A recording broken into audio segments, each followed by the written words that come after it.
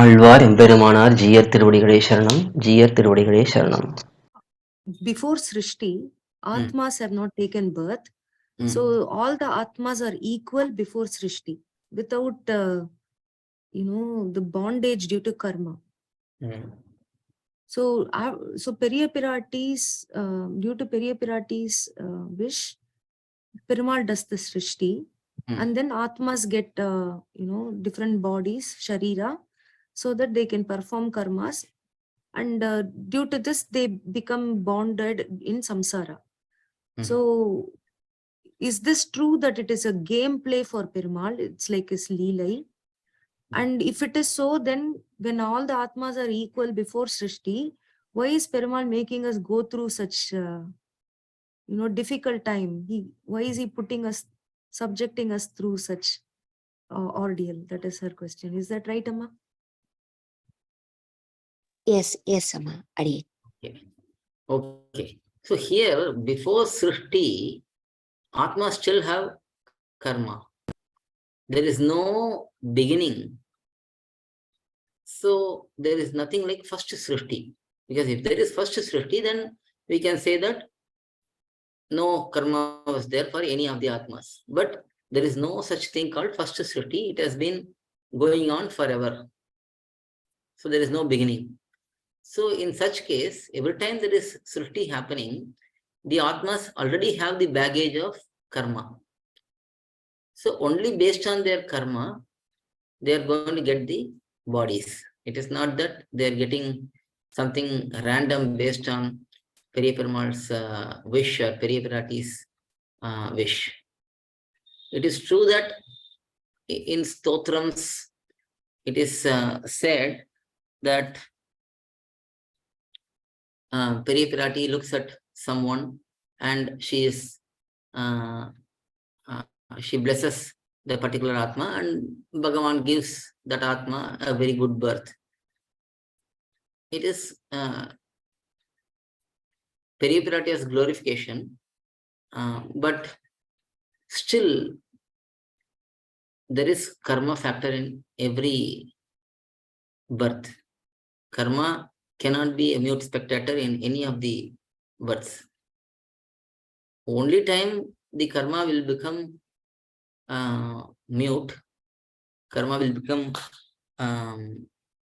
insignificant is when the Atma surrenders to bhagavAn. At that time only, bhagavAn eliminates the sanchita karma and prarabdha karma up to this particular, which is required for this body. Everything but whatever is required for this body, that is retained, and all other karma are all eliminated. So that is the only time when the karma becomes insignificant. And there is also Jayamana Kataksham, that is bhagavAn deciding that a particular Atma will get blessed to seek moksham. So that is also bhagavAn's free will.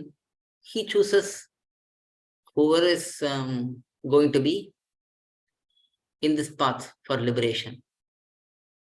But other than that, there is no time when Atmas are without karma and suddenly they are given good body or bad body based on bhagavAn's choice. It is not like that.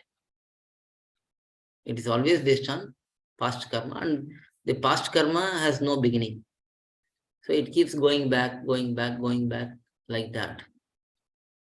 So that is what determines the Atma's new birth and new body. Is that clear? Yes, Swami. Adiyan understand everything now. Okay. Thank you, Swami. Okay. The one particular aspect in that is the problem. The Shastram is very clear about no beginning for Atmas. That is because if we say that there is a beginning, then this particular problem will arise, that they are either given good or bad position without their without their roles, without their participation in that decision.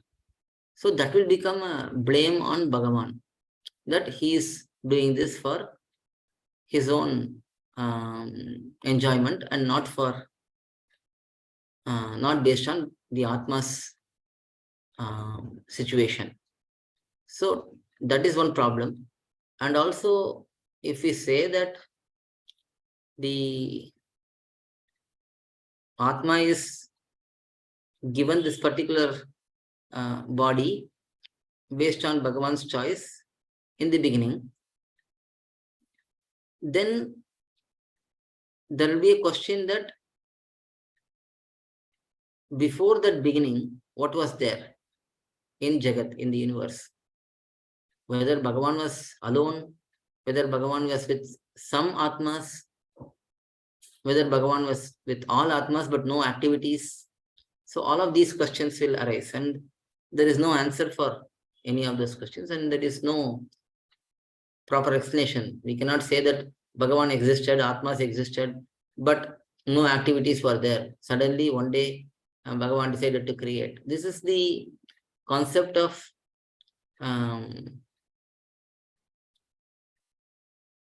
Western religions, specifically religions coming from the Middle East, that is Judaism, Christianity, Islam. In all of these religions, one day that God decided to create. And then it goes on, the creation goes on, and then he will destroy everything one day. And then that's it. It's a linear viewpoint. There is only one start, one end. And whoever worked in favor of God will reach heaven.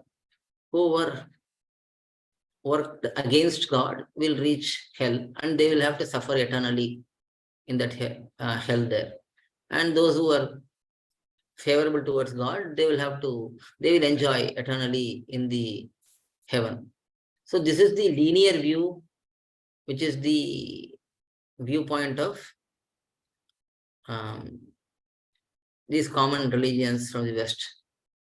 But the Sanatana Dharma, the concept is always, it's a cyclic thing. It keeps going and going and going, and there is no beginning and there is no end.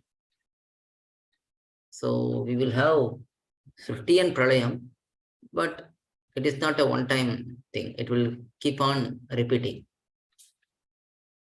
And this is how we can explain the concept of why an Atma is getting a good body, while another Atma is getting a not so good body. Why someone is born as a man, while another person is born as a cow, another person is born in the body of a tree, and so on. So different bodies are acquired based on past karma, and this karma keeps on chugging along. There is no end to it unless one gets liberated. So liberation concept is also clearly explained in Sanatana Dharma only, that one need not be born in this material world, in this samsara. So all of these are interrelated, and this anadi karma, anadi atma's presence, that is what is explaining all of these principles clearly.